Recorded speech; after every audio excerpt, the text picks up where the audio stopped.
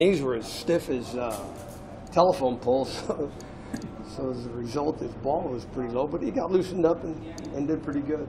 Yeah, he handled himself really well.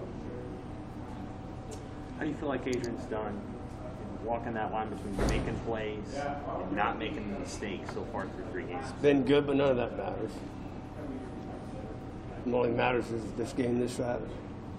And after this game this Saturday, the only thing that matters is the game after that. What do you see him doing well right now? It doesn't matter what he's doing well. It just matters what he's going to do well this Saturday. On that play, the run that he had, I mean, what type of individual effort does that take to get a 71-yard run like he had Saturday? Well, I think those are the kind of guys we like to recruit. That are athletic and make those sort of plays. He did a nice job recognizing it was a zero blitz and we had nothing going on. He didn't want to get out of it, so he felt like he could handle the blitzer, and he did. And it was fortunate that he was able to make the play he did. I want to lean into that comment you just made about how it doesn't matter. Yeah, it doesn't matter. Yeah, I get it. I know, it doesn't matter. How well is It doesn't matter. I don't know. I don't have any idea. I don't know where he's doing right now. The only thing that matters right now is this Saturday and every Saturday after that. How has he done a better job of embodying the staying in the present mindset, not living in the past, not going in the future? We're going to find out Saturday. Have you changed the way that you've talked to him? No, man. I've been the most important thing I can do for a young guy in that situation is just be consistent. Right. And not change who I am and not change things and whatnot. Now, are there things we have to kind of reinvent and make sure that we're doing different drills to accommodate what he might have a deficiency with? Yeah, absolutely. But in terms of my demeanor and how I've talked with him, no, it hasn't. I'm on the sidelines now, so it's more face-to-face communication, but which has been good, actually. But no, really, no. I haven't changed at all. Was it his request that you go down there? Oh, I don't know. You would know. If Coach Frost asked me to come down, I'm down. So how does it change from you being up in the box to you being down there and being able to talk to them directly? What maybe is different about the conversation you're able to have? I just from the experience, because I've only been on the sidelines in my entire career for a period of 4 years. So for me, figuring out the organizational pattern of what happens when he comes off the field, when I talk to him, what I talk to him about, and all, that was kind of something I needed to work through that first week, which I did. But it's good having that face-to-face communication with him, on a constant level. When I'm up in the booth, we talk, boom. But now I see him all the time, and if there's something I need to remind him about, then it's boom, it's immediate, it's good. So it's been good. So you said you've been on the side. How does he like it? Has he told you guys? He said he liked it. Does he want my dumb ass on the You've only back up in the been booth? 4 games total in your career? 4 years. 4 years. 4 years, yeah. Well, that's good. He said he liked it. Okay, good. He also wouldn't say whether it was whose idea it was for you to be down there. Was it your idea? No, Coach Frost asked me to come down, so here I am. What's the biggest challenge for Adrian this Saturday? As it is every week for him, do his job, do whatever it takes to get it done. But play the game within the framework of his job and not try to do somebody else's job. Because, you're playing a team like Oklahoma, and things are good, things are bad, there's frustration, and yada, yada, yada. Can't let that get you. So that's the biggest challenge. It's been like that for him every snap of every game for every year he's been here.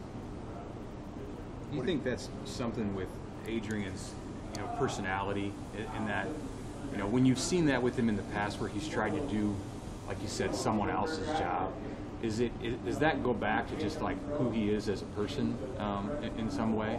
I really don't think so. I think that kind of happens to you over time, and I think me being down on the field with him, I'm able to talk to him about that on a constant basis, over and over.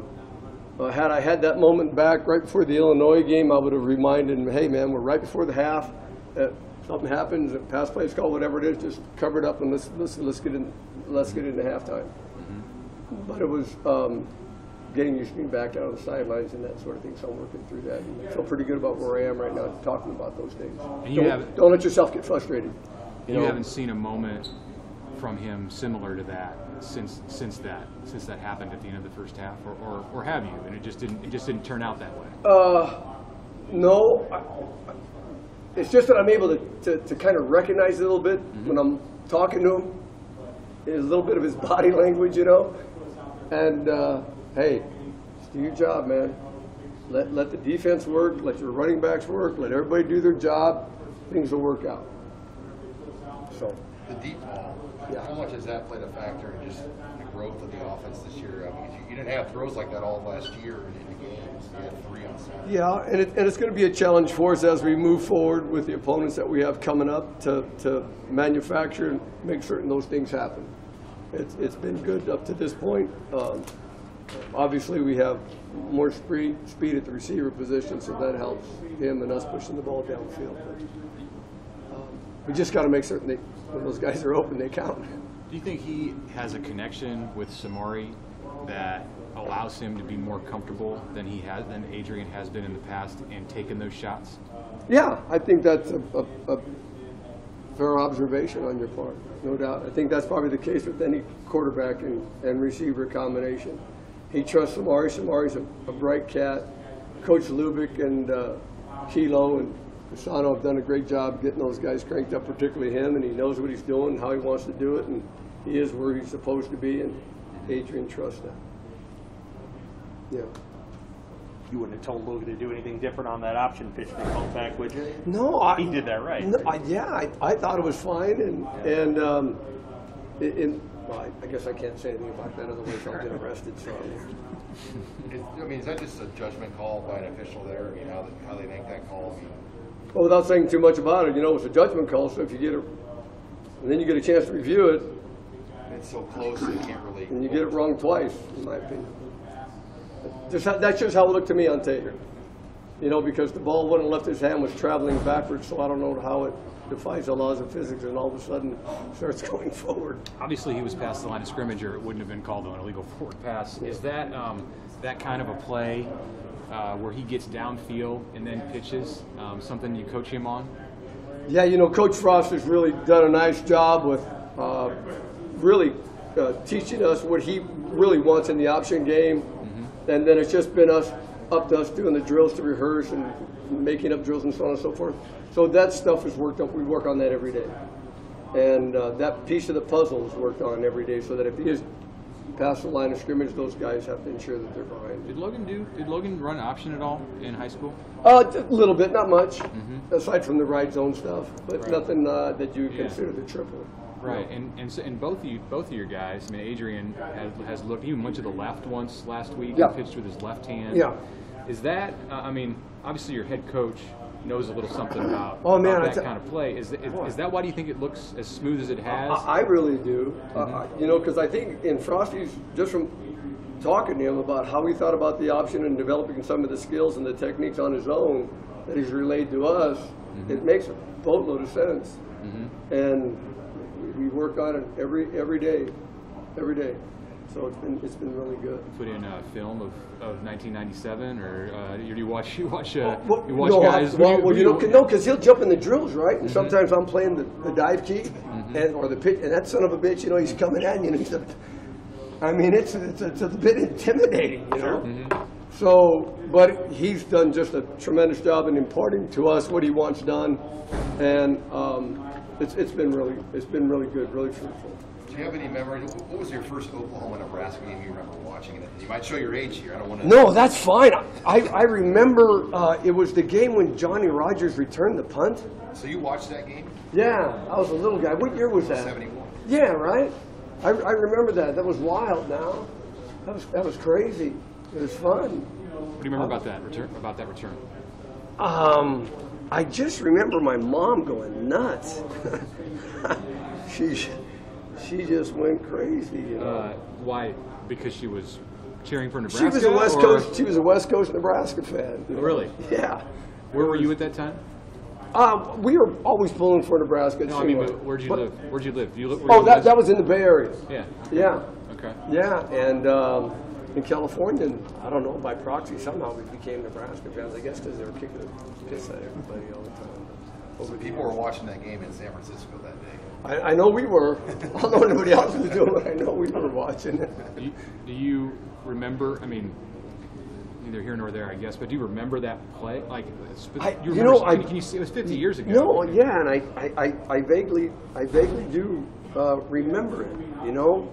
If I'm not mistaken, he was going down the left sideline, is that correct? He was in the middle, and then he went toward the left.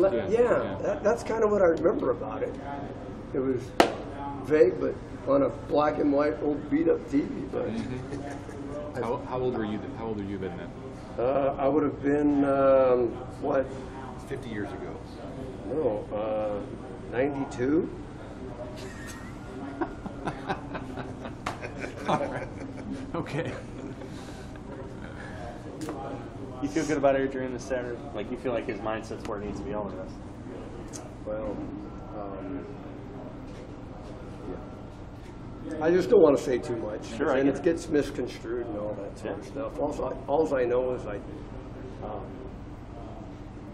let's get it done and do his job on Saturday and take care of the ball and let the chips fall where they may. Their quarterback Rattler, did you recruit him? Yeah, I was out at Arizona. Talked to his coach. He's a good dude, and knew about Spencer when he was coming out of high school. He was a pretty dynamic cat, yeah, no doubt about it. What a great name, right? To be an Oklahoma quarterback, Spencer Rattler in Oklahoma. Isn't that awesome? What'd you think about? I'm sure you watched the Sunday night last week that when McKenzie came back. Yes. And led them. I mean, what was that like for you? That was well, we had a good conversation before and a little talk afterwards. It was heartwarming for Kate Charles and I, truly. Mm-hmm. You know, he's battled back, man.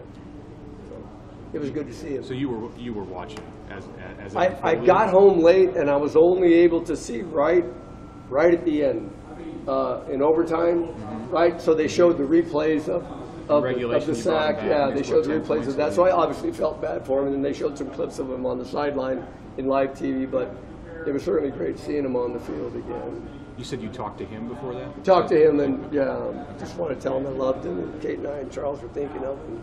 I know he was disappointed, but it was great seeing him. Cool. Yeah. All right, thanks, Mark. Good talking to you as always. Okay, man. Great. See you guys.